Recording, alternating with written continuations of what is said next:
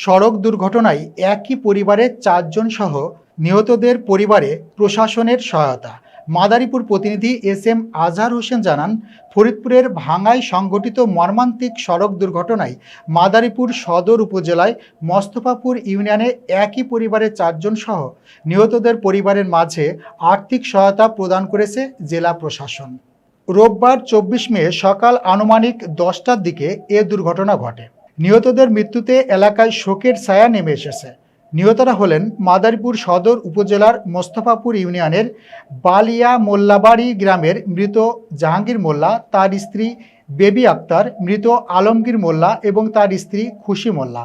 জাহাঙ্গীর মোল্লা ও আলমগীর মোল্লা উভয়ই আব্দুল হাজি ওয়াহিদ মোল্লার ছেলে। সোমবার দুপুর ১টার দিকে উপজেলা নির্বাহী অফিসার ওয়াদিয়া শাবাব নিহতদের বাড়িতে গিয়ে শোকসন্তপ্ত পরিবারের সদস্যদের সঙ্গে সাক্ষাৎ করেন। তিনি পরিবারের সদস্যদের সান্ত্বনা দেন এবং গভীর সমবেদনা জানান।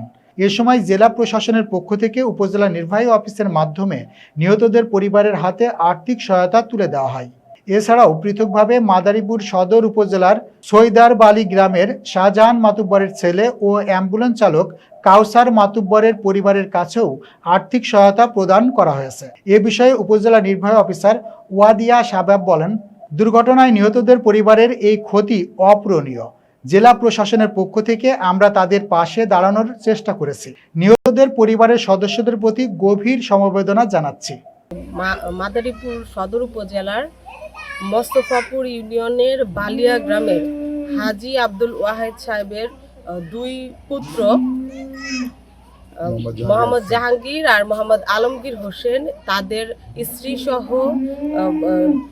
ফরিদপুরে ভাঙ্গায় যাচ্ছিলেন চিকিৎসা করতে। সেই যাত্রাপথে সেই একটা বিআরটিসি বাসের সাথে ধাক্কা লেগে ওই অ্যাম্বুলেন্সে যারা ছিলেন 5 জন, একই পরিবারের 4 জন এবং ড্রাইভার সহ 5 জনই ঘটনাস্থলেই মৃত্যুবরণ করেন। আমরা জেলা প্রশাসক স্যারের নির্দেশনায় এই একই পরিবারের যে 4 জন সদস্য মৃত্যুবরণ করেছে তাদের এখানে এসেছিলাম। তাদেরকে আমরা জানিয়েছি প্রশাসনের পক্ষ থেকে আমরা তাদের পাশে আছি। তাদের জন্য ছোট একটি অল্প কিছু প্রণোদনার ব্যবস্থা রাখা হয়েছে এবং সার্বক্ষণিক আমরা তাদের পাশে আছি, এটাই জানানোর জন্য আমরা এখানে এসেছি।